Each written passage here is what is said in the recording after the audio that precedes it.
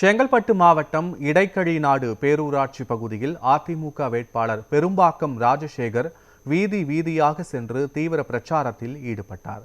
செங்கல்பட்டு மாவட்டம் இடைக்கழிநாடு பேரூராட்சியில் செயலாளர் திருக்கழுங்குன்றம் ஆறுமுகம் தலைமையில் அதிமுக வேட்பாளர் பெரும்பாக்கம் ராஜசேகர் தீவிர பிரச்சாரத்தில் ஈடுபட்டார்.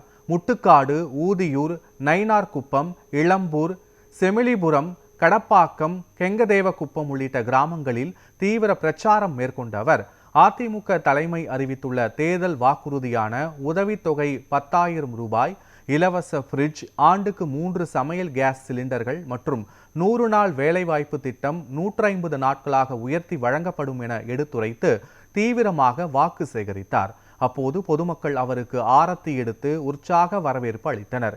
இந்த நிகழ்ச்சியில் பேசிய தேசிய ஜனநாயக கூட்டணி கட்சி நிர்வாகிகள் மற்றும் அதிமுக நகர கிளை கழக நிர்வாகிகள் என பலர் கலந்து கொண்டனர்.